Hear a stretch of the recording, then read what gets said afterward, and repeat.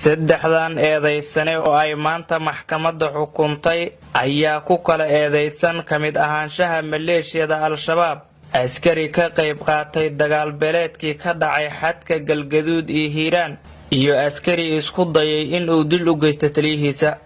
eekis dable xooga Axmed Isaaq Nuur oo kamid ahaa maleeshiyada al-shabaab ayaa gacanta dawladda soo galay isaga oo maleegayo dhagartii oo ku jari lahaa wadada isku xirtay Galgaduud iyo Hiiraan waxaana ciidamadu ammaanka ay ka soo qabteen deegaanka Coomaad ee hoos yimaada degmada Matabaan ee gobolka Hiiraan waxayna maxkamaddu ku xukuntay 8 sano oo xabsi ciidan ah go'aanka ay maxkamaddu soo saartay waxa ku dhawaaqay gudoomiyaha maxkamadda ciidamada qalabka sida qaybta 27aad gaashaanle Maxamed Amiin Cabdulle Aadan maxkamadda ciidamada qalabka sida qaybta 27aad markay aragtay eedii uu soo gudbiyay xafiiska xeeraarinta ciidamada qalabka sida qaybtiisa 27aad ee ku xusneed qodobada 221 xeerka ciqaabta Soomaaliyeed iyo qodobka koowaad xeerka ciqaabta ciidamada qalabka sida markay aragtay qiraalka eedeysana eekis dable xooga Axmed Isaaq Nuur oo ka hor qirtay garsoorka maxkamadda ciidamada qalabka sida qaybta 27aad ee ahaa in uu ka mid yahay ururka al-shabaab laamaha ammaanka gobolka Hiiraan ay ka soo qabteen deegaanka Coomaad ee hoostaga degmada Matabaan markay dhageysatay doodii u dhaxaysay dhinacyada xeeraalinta ciidamada qalabka sida iyo qareenka difaacayay eedeysanaha sare ku xusan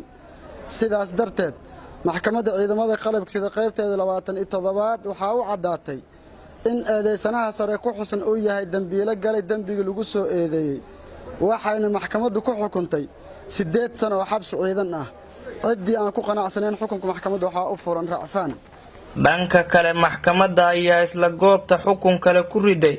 dable xooga Cali Xasan Maxamed oo ahaa askarigii ka qayb qaatay dagaal beeleedkii ka dhacay xadka Galgaduud iyo Hiiraan waxayna maxkamaddu ku xukuntay 3 sano oo xabsi ciidan ah halka ay dable Cabduqaadir Aadan oo isku dayay inuu taliyihiisa dilay ay ku xukuntay 1 sano oo xabsi ciidan ah xukunka ay maxkamadda soo saartay waxa mar kale ku dhawaaqay gudoomiyaha maxkamadda ciidamada qalabka sida qaybta 27aad gaashaanle Maxamed Amiin Cabdulle Aadan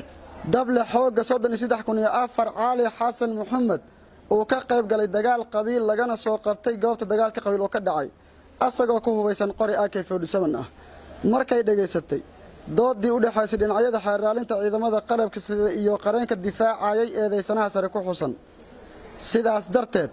maxkamadda ciidamada qalabka sida waxa uu cadaatay in eedeysanaha sare ku xusan uu yahay dambiile galay dambiga lagu soo eedeeyay